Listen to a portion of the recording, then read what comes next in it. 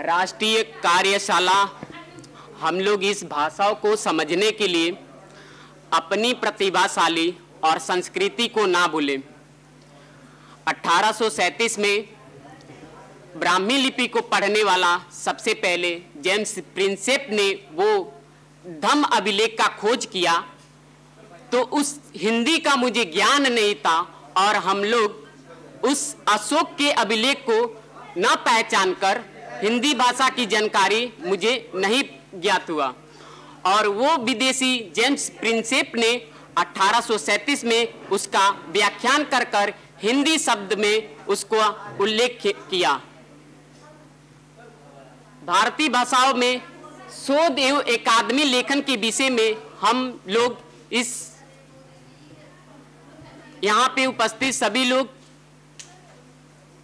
इस शोध एवं अकादमी लेखन के विषय में मंथन और विचार के विषय में सोच रहे हैं। अपनी भाषाओं को बोलचाल की भाषा में कैसे बोलते हैं, कैसे उस पे मंथन करते हैं। मेरे प्रोफेसर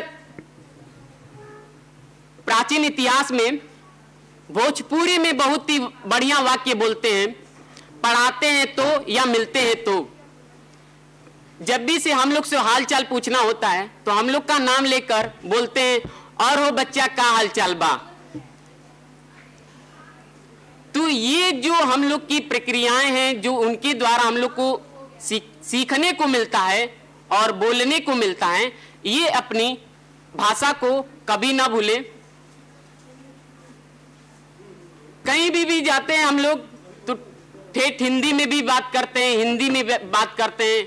कहीं चले जाएं तो अगर जैसे भारत में बहुत सारे भाषाएं हैं, अगर जैसे गुजरात में चले गए तो गुजराती में अगर किसी से हम लोग बात करते हैं, मुझे गुजराती नहीं आती और हिंदी में उनसे पूछना है तो उनका तो भाषा मुझे नहीं समझ में आएगा और मेरा हिंदी वो समझ जाएंगे।